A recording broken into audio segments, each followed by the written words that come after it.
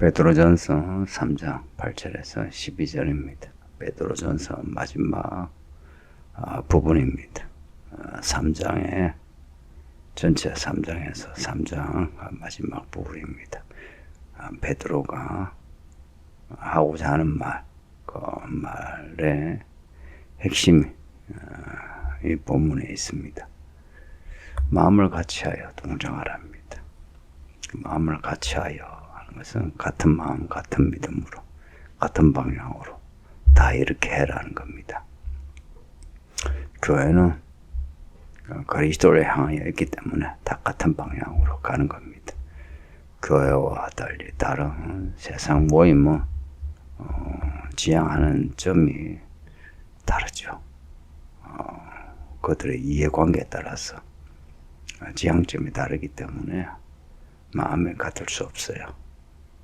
그러나 교회는 그리스도를 향하여 믿음을 가지고 같은 마음으로 같은 말과 행동으로 살아가는 겁니다. 몸이라잖아요. 다른 어떤 모임도 몸이라고는 하지 않아요. 근데 교회는 몸이라고 합니다. 그리스도를 머리로, 우리는 그 몸의 지체로 그리스도께서 명령하시는 거 우리들 각자가 다 순종하는 겁니다. 우리들 각자 믿음의 분량대로 맡은 자리에서 주시는 말씀 각자 다를지라도 그리스도 예수의 말씀이에요. 그리고 그리스도를 향하는 말씀이에요. 그래서 마음을 같이하여 서로 동정하라. 연민과 동정을 가지는 것, 사랑이죠. 동정하며 형제를 사랑하며 불쌍히 여기며 다 사랑에서 나오죠. 어찌하든지 사람 미워하지 맙시다. 살면서 사람 미워하게 돼요.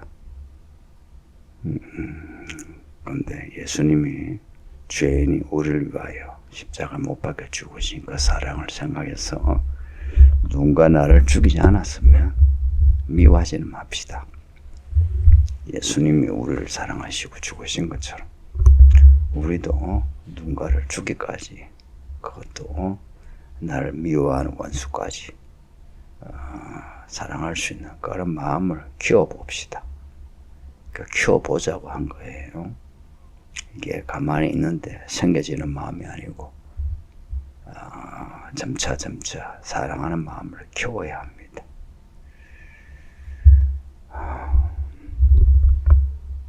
말이나 행동에서 사랑의 말과 행동을 하나하나 배워서 하는 거예요. 그리고 그 마음 바탕에는 동정과 불쌍히 여기는 마음입니다. 알고 보면 세상 사람이 다 불쌍하지 않습니까? 특히나 우리 가족, 여러분의 부모님, 여러분의 자녀, 남편, 아내 불쌍하지 않습니까? 미운 구석도 있지만 생각해보면 다 불쌍해요. 그럼 미안하고 뿐만 아니라 바깥에 우리와 관계하는 사람들도 다 불쌍한 사람들입니다. 그들을 향한 연민과 동정을 가지지 않는다면 우리가 진짜 예수 믿는 사람일까? 그 예수님을 믿음으로 우리에게 변화가 있다면 사람을 대하는 그 태도의 변화일 겁니다. 그냥 사람들이 다 불쌍해 보이는 거예요. 돈이 많아서 또 많아서도 불쌍하고, 돈이 없으면 없었어도 불쌍하고, 높은 자리에 있으면 높은 자리에 있어서 불쌍하고, 낮은 자리에서 갑질을 당하면 그것도 불쌍하고. 야간 사람을 불쌍히 여기는 마음을 키워갑시다. 어떻게 키우겠습니까? 우리가 하나님의 자녀로서 선하신 하나님의 말씀을 순종함으로 키워가는 겁니다. 그래서 악에서 떠나는 거예요. 악을 악으로, 욕을 욕으로 갚지 않는 거, 이거부터 연습하세요. 있잖아요. 누군가 나를 악하게 대하면 나도 악하게 대하고 싶죠. 누군가 나를 욕하면 나도 욕하고 싶죠. 그냥 욕하고 싶은 거예요. 그런데 도리어 복을 빌라 합니다. 복을 빌라. 아니 나를 악하게 대하고 저주하는데 복을 빌라. 그렇게 하려면은 내 정신이요 말씀으로 의식화되어야 합니다. 말씀으로 의식화되어 가지고 어떤 상황에서도 내 입에서 예수님의 말씀이 나오도록 해야 돼요. 원수를 사랑하라. 참 말이 쉽죠, 그죠? 근데 참 내 사랑하는 가족도 사랑하기 힘들어하는 이 시대에 원수를 사랑하라. 그렇게 할 수 있을 때까지 사랑을 키우는 겁니다. 연애하고 결혼하면서 남녀가 사랑을 키우죠. 그리고 그 결실로 결혼하고 아이를 낳죠. 또 아이를 키우면서 또 사랑이 더 깊어지죠. 그렇게 해서 사랑을 배우는 겁니다. 이게 뭐 책상에 앉아서 공부를 해서 배울 수 있는 게 아니고 우리 삶에 들어오신 하나님, 그 하나님을 알아감으로 배울 수 있어요. 왜냐 하나님이 나를 얼마나 불쌍히 여기시고 연민과 동정으로 함께 하시고 사랑하시는지 알게 되면 나 또한 다른 사람에 대해서 그런 사랑을 가지게 되는 겁니다. 이런 문제는요, 상을 받는 문제가 아니고요, 구원의 문제입니다. 구원의 문제 언급할 때는 꼭 있죠. 생명을 언급합니다. 생명. 구원은 생명을 얻는 거예요. 그래서 정말 구원받고자 한다면은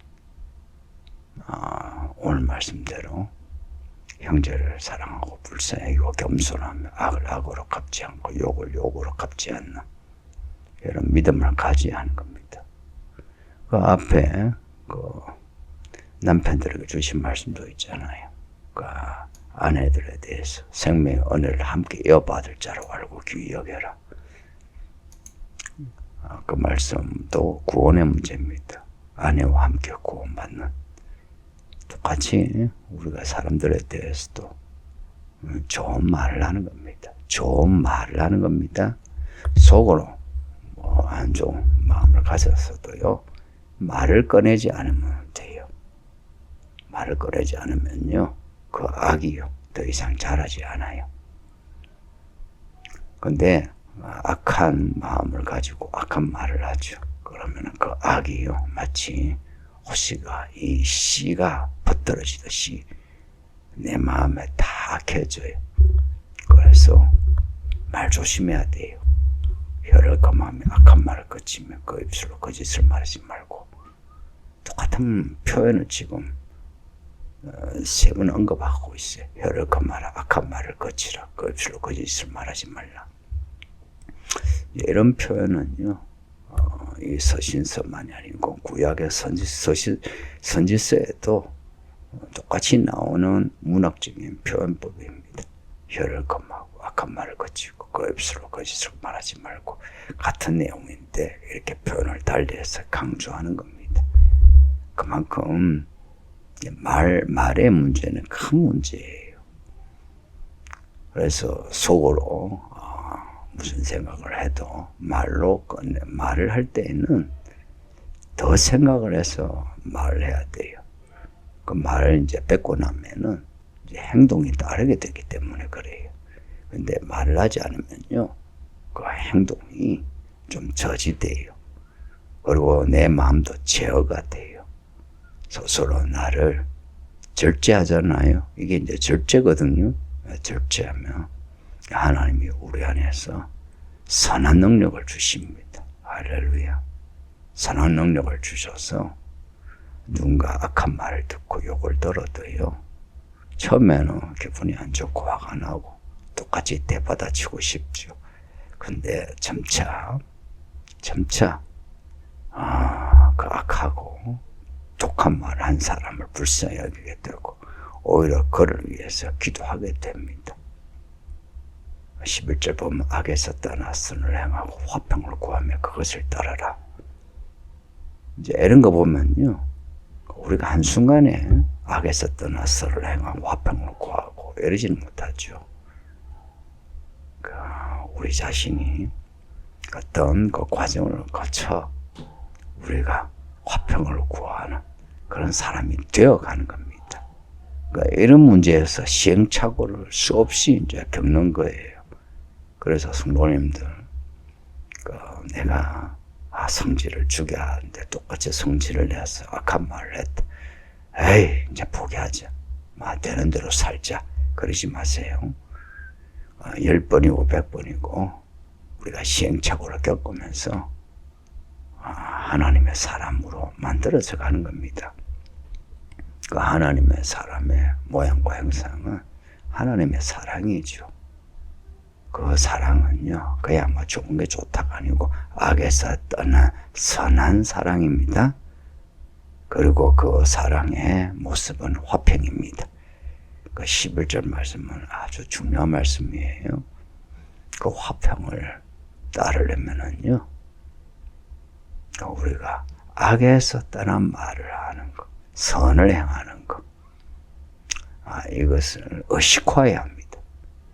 12절 보면 주의 눈은 의인을 향하시고 그의 귀는 의인의 간구에 귀를 기울이신다. 이 시편에서 내내 듣던 내용 아닙니까? 하나님은 의인을 향해 있으십니다. 그래서 의인이 무슨 말인가 하면은 그 말을 잘 들어주세요. 반면에 악인에 대해서는 귀를 닫아버리세요. 반면에 그 환한 얼굴을 악인에게 그 악에 대해 진노하시는 얼굴을 보여주시면 하나님의 진노를 경험케 하는 겁니다. 그 요한계시록을 보면 그 7연의 이야기에 나오는 재앙들 보세요. 하나님의 그 진노의 얼굴이 아닙니까? 반면에 14만 4천을 향한 주의 눈은 다르죠, 그죠? 내 자녀요, 내 백성이요, 내 사람이요, 내 종이요, 나의 동력자요. 주의 눈은 의인을 향하신다는 거 잊지 마세요. 이 말씀인지 우리 보고 악인이 되지 말고 의인이 되라는 말씀이죠.